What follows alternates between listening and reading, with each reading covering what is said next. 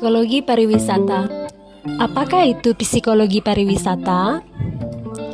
Titik temu pariwisata dan psikologi berawal dari sebuah pertanyaan yang sama. Why do people travel? Mengapa orang melakukan perjalanan atau wisata? Ilmu pariwisata akan menjelaskannya melalui pendekatan ilmu ekonomi dan sosiologi. Psikologi membantu dengan pemahaman perilaku berdasarkan aspek-aspek sosial, emosional, motivasi, dan kognitif. Pada awal tahun 60-an, Profesor Partier dan Yotti menjelaskan pendapatnya sebagai berikut. Pariwisata adalah suatu fenomena ekonomi, sosiologi, dan psikologi yang satu sama lainnya saling berkaitan dan banyak sangkut pautnya dengan hidup dan kehidupan masyarakat, baik secara regional, nasional, maupun internasional. Yotti 1985. Dengan demikian, sejak awal pariwisata dianggap sebagai ilmu, cabang dari ilmu ekonomi, psikologi sudah menjadi bagian di dalamnya. Lalu, apakah manfaat mempelajari psikologi pariwisata? Peran psikologi dalam bisnis pariwisata ialah sebagai dasar untuk memahami karakter seseorang, yakni karakter pelanggan yang datang sehingga pembisnis tahu dan timnya tahu bagaimana memberi pelayanan yang terbaik karena telah mengerti apa yang diinginkan, diharapkan, serta diekspektasikan oleh pelanggan. Di dalam psikologi pariwisata terdapat motivasi. Dengan cakupannya yang luas, konsep hierarki kebutuhan Maslow sering digunakan dalam pariwisata karena membantu memperjelas motivasi wisata yang bervariasi.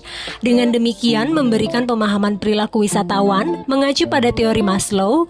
Ini kemudian berkembang teori-teori motivasi yang khusus untuk diterapkan untuk pariwisata. Mill dan Morrison 1985, Pierce dan Stringer 1991, Simkova 2013, Yulfak dan kawan-kawan 2017. Konsep Maslow menginspirasi Dan 1977 yang berpendapat bahwa banyak penelitian motivasi belum terjawab pertanyaan mendasar mengapa orang melakukan perjalanan wisata. Dia mengatakan bahwa pada dasarnya ada dua faktor atau tahap dalam keputusan untuk wisata. Pertama adalah faktor atau motivasi pendorong, push factor, dan kedua faktor atau motivasi penarik, pull factor. Ross 1994. Teori motivasi pendorong dan penarik yang dikemukakan Dan telah diterima secara luas sebagai kerangka teoritis dalam penelitian pariwisata. Buloglu dan Ulshal 1998, Bright 2008.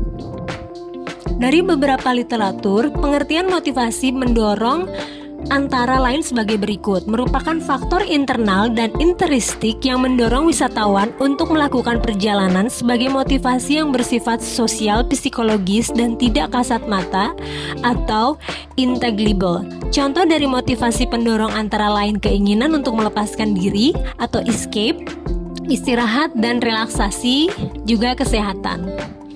Peluang, prestis, interaksi sosial, dan banyak lagi. Dan juga kemudian mengemukakan dua motivasi pendorong utama wisatawan untuk wisata, yaitu anomy dan ego enchantment. Terima kasih untuk hari ini. See you on the next adventure dalam psikologi pariwisata.